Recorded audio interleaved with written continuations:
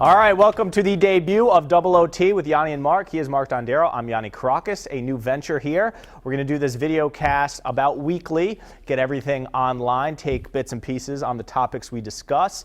Eventually, it'll have a podcast on iTunes, and Mark, always opinionated. We chat daily in the sports office, so now we're kind of just bringing it to life. So are you. Don't make it sound like it's just Yeah, we get animated over there. All right, so we're going to start with the Patriots in Deflategate. First question for you, sir. Should Tom Brady fight his 4-game suspension even with the deck of cards against him in terms of what he can do legally? How long has this been going on for? 15 months about? No.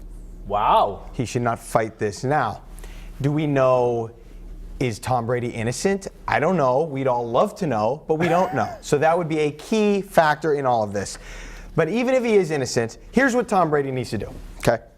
Tom Brady needs to make a public statement, needs to get in front of a microphone, have somebody interview him where they can ask him questions. As long as it's not Jim Gray. Go ahead. I don't even care. All right. You can interview him. All right, Just have somebody interview Tom Brady and ask him the questions and have Tom Brady get up there and tell us what Tom Brady is thinking about this whole situation and where he stands. Because we've had Agent Don Yee release statements. Actions speak louder than words. Sure, he's gone to court, but I want to hear what Tom Brady has to say.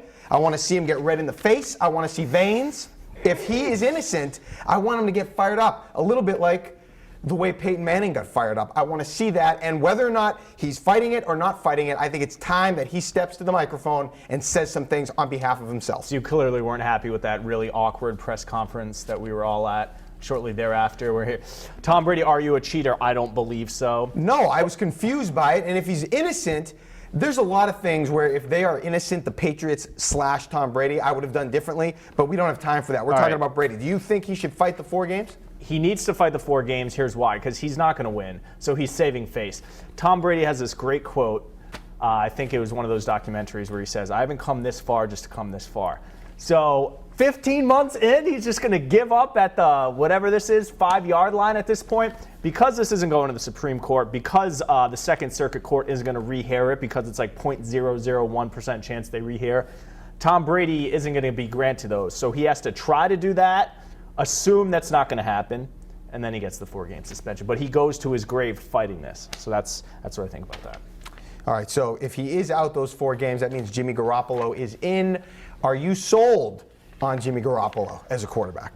I'm not sold on Jimmy Garoppolo. I think he has potential to be good. He's pretty mobile, which we've seen with the new generation of quarterbacks is important. I think he has a decent arm. I think he's a smart guy. I think under the tutelage of Josh McDaniels and Bill Belichick, he can be good, but I'm not sold on him. We've seen, I think he has 1 career touchdown in his 2 seasons thus far. So we'll talk about this in a little bit, but I don't think I'm sold on Garoppolo being Brady's successor long term. And I think we'll figure out in the first 4 games if he's legit. No, of course I'm not sold on Jimmy Garoppolo. He hasn't played. Yes, he's played in some preseason games, and that's nice and all, but you will get a sense if he plays for the 4. And I know people are saying this is a good thing that Tom Brady's suspended because we will get a true sense of Jimmy Garoppolo after 4 games of watching him play.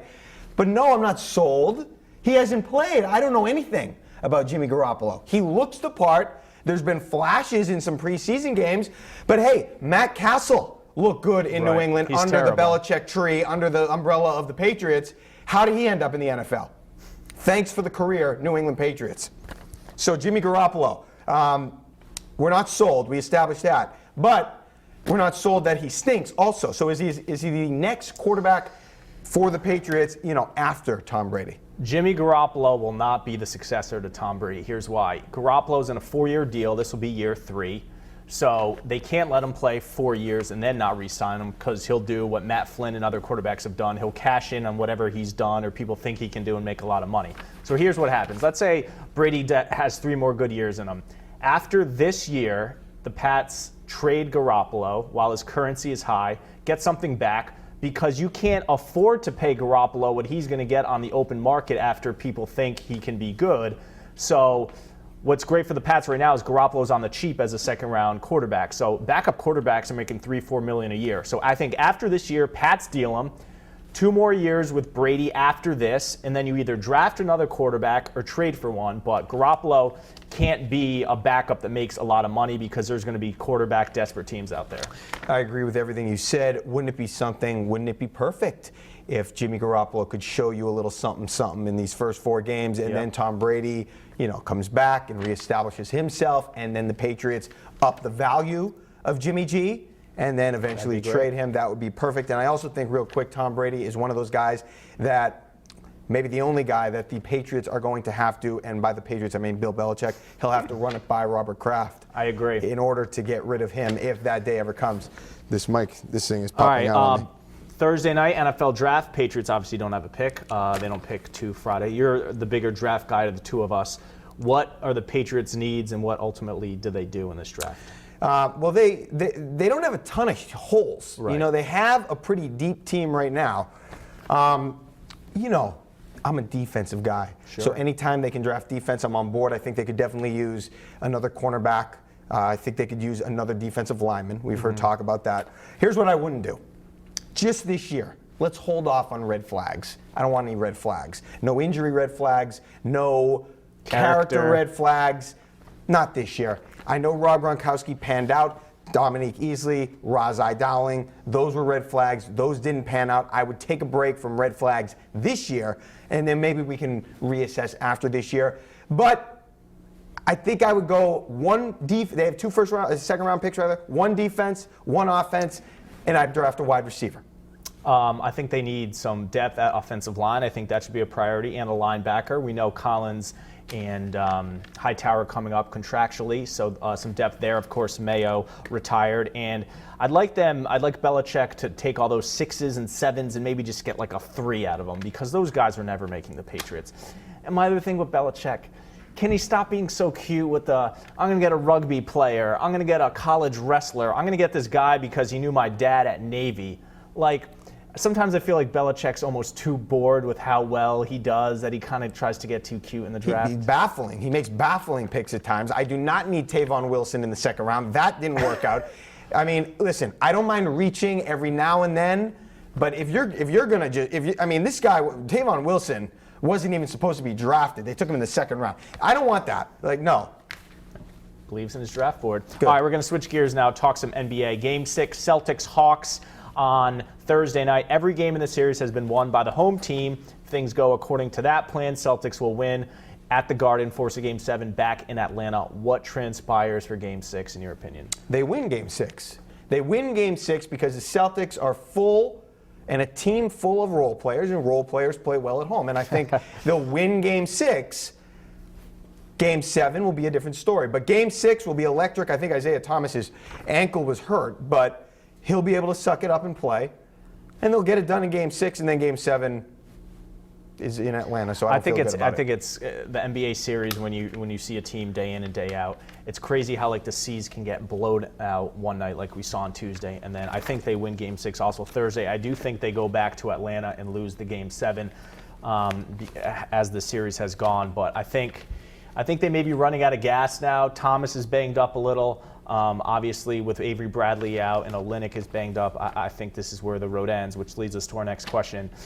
Should the C's go one and done in the playoffs? They're a 5 seed, they had potential to be a 3 seed. Is that a disappointment, all things considered, when you look back on this year, or do you still consider it a success? Of course it's a disappointment. Of course it is. The Celtics, we're talking about being on the precipice of some kind of championship. If the Brooklyn pick works out.